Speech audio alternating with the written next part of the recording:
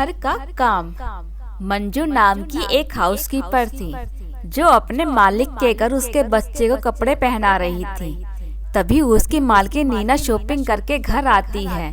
नीना यह देखकर कि मंजू अभी भी उसके बच्चों को तैयार करने में लगी हुई है और गुस्सा हो जाती है और डांट कर कहती है कि अब तक तुमने मेरे बेटे को तैयार नहीं किया है।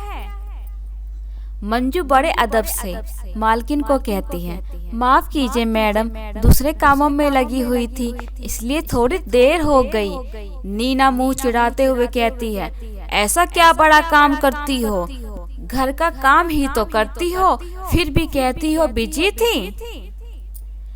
मंजू जो अपना काम बड़े ही ईमानदारी से करती है फिर भी यह सब शांति से सुन लेती है और कहती है, माफ कीजिए मैडम, मैं अभी फटाफट बाबा को तैयार कर देती हूँ।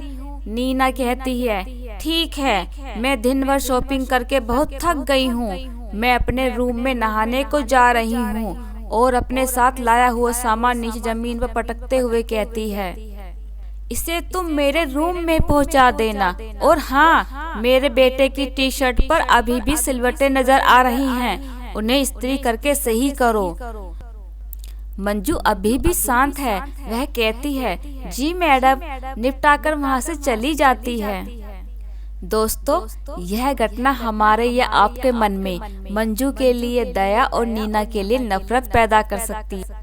और शायद आप सोचोगे कि क्या ऐसे भी लोग दुनिया में होते हैं, तो मैं कहूँगी जी हाँ, ऐसे भी लोग दुनिया में होते हैं और हमारे आसपास ही होते हैं। मगर हमें ऐसे लोगों से नफरत करने की नहीं, बल्कि उनके विचारों को बदलने की जरूरत है।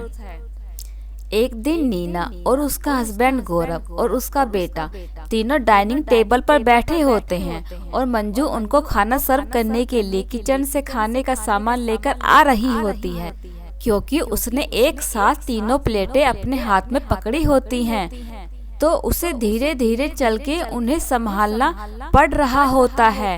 यह देखकर गौरव उसकी हेल्प करने की सोचता है और अपनी कुर्सी से उठने वाला होता है। तभी नीना उसे रोक लेती है और कहती है, तुम कहाँ जा रहे हो, करने दो उसे, वही तो उसका काम है, उसी का तो हम उसे पैसा देते हैं। मंजू जैसे तैसे बैलेंस करते हुए तीनों प्लेट डाइनिंग टेबल पर लाकर रख देती है। जब वह नीना के सामने वह प्लेट रखती है तो उसे में मटर पनीर देखकर नीना की आंखें गुस्से में बड़ी हो जाती हैं।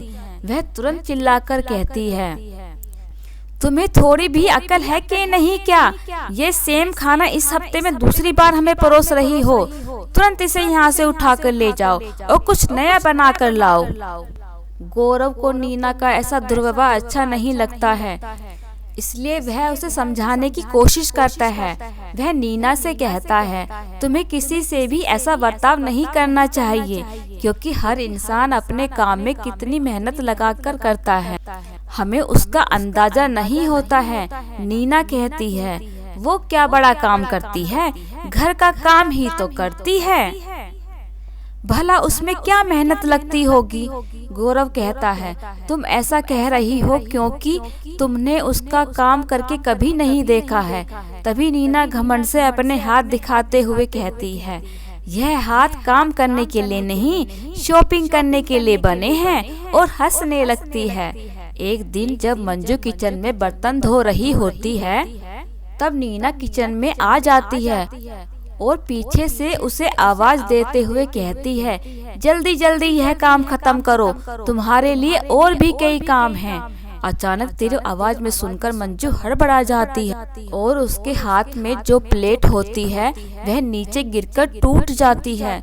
जैसे ही प्लेट टूटी हुई नजर आती है, नीना गुस्से में आग बबूला होकर मंजू को खरी खोटी सुनाते हुए कहती है, तुम्हें पता है यह प्लेट कितनी महंगी थी? मंजू माफी मांगते हुए कहती है, मैडम गलती से टूट गई, नई खरीद के ला दूंगी। नीना अब और ज्यादा गुस्सा हो जाती है और कहती है, अच्छा तुम गलती भी करोगी और उल्टा जवाब भी दोगी, ठीक है, तुम्हें सबक सिखाना ही पड़ेगा।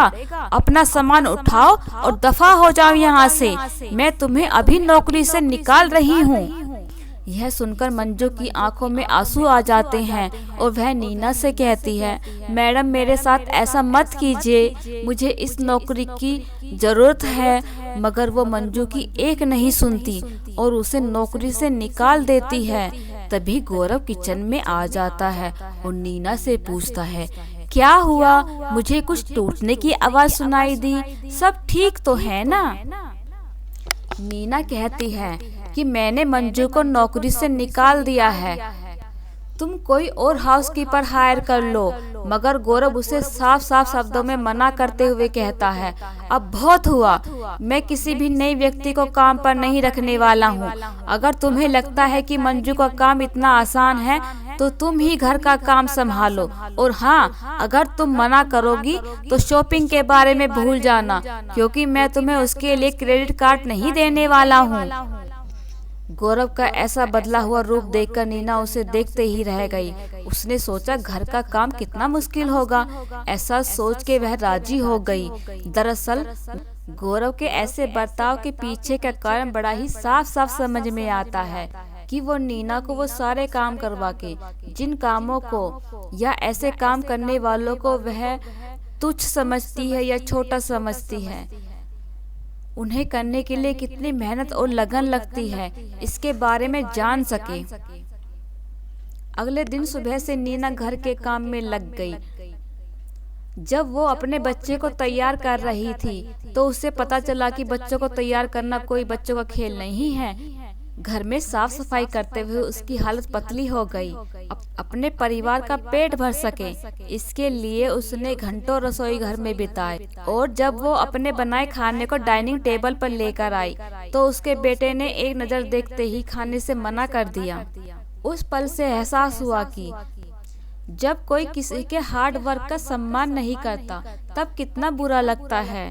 खाना खत्म होने के बाद जब वो दुखी मन से बर्तन धो रही थी तब ध्यान न देने के कारण उससे भी वैसी ही महंगी प्लेट नीचे गिरकर टूट गई, जिसे तोड़ने पर उसने मंजू को नौकरी से निकाल दिया था। अब उसे पूरी तरह मंजू की मेहनत और काम में उसकी लगन का एहसास हो गया और मन ही मन पछतावा भी कर रही थी। थोड़े दिन नीना ने बड़ी मुश्किल से सारे काम करते हुए बिताए। एक दिन घर की साफ सफाई करके जब वो जमा कचरा फेंकने के लिए कचरे की थैली उठा रही थी तभी उसके घर की डोर बेल बजी और जब उसने दरवाजा खोला तो उसके चेहरे पर मुस्कान लौट आई, क्योंकि वहाँ पर मंजू खड़ी थी जिसके हाथ में सेम वैसी ही प्लेट थी जो उससे गलती से टूट गई थी। मंजू बोली, मैडम मुझे बहुत बुरा लग रहा था कि मैंने आपकी इतनी महंगी प्लेट तोड़ दी, इसलिए मैं यह प्लेट नहीं खरीदकर आपको लौटाने आई हूँ और मेरी बाकी गलतियों के लिए भी हो सके तो मुझे माफ कर देना। तब नीना ने उससे कहा, तुम क्यों माफी मांग रही हो, बल्कि माफी तो मुझे मांगनी चाहिए अपने खराब बर्ताव के लिए। और सच में मैं शर्मिंदा हूँ, मुझे बिल्कुल भी अंदाजा नहीं था कि तुम्हारा काम कितना मुश्किल होता है जब तक मैंने खुद उसे नहीं किया। अगर तुम्हारी मर्जी हो तो क्या प्लीज तुम वापस अपनी नौकरी पर आओगी? हमें और इस घर को तुम्हारी जरूरत है। मैं तुम्हारा पगार भी बढ़ा दूंगी, क्योंकि मैं जानती हूँ तुम्हारा काम कितना मुश्किल होता है। मंजू बहुत खुश होती है और कहती है कि जरूर मैं वापस आऊंगी और मुझे खुशी है आपने मेरे काम की रिस्पेक्ट की। मंजू नीना के हाथ में कचरे की थैली को देखकर कहती है, लाइए इसे मैं फेंक देती हूँ। नीना उसे मना कर देती है और कहती है, ये मुझे करने दो और अब से मैं तुम्हारे घर के काम में भी मदद करूँगी, बस मुझे इतना बता दो इसे फेंकना कहाँ है। दोनों यह सुनकर हंसने लगते हैं। दोस्तों, यह सिंपल कहानी हमें सिखाती है कि हमें सिर्फ देखकर या सोचकर किसी के काम की अवहेलना नहीं करनी चाहिए। इसलिए हमें हर इंसान के काम और उस इंसान की रिस्पेक्ट करनी चाहिए। दोस्तों, कैसी लगी आपको हमारी ये कहानी? अगर अच्छी लगी हो तो लाइक और सब्सक्राइब करना ना भूलें। फिर मिलते हैं ऐसी ही एक और अच्छी कहानी के साथ। तब तक के लिए बाय बाय, धन्यवाद।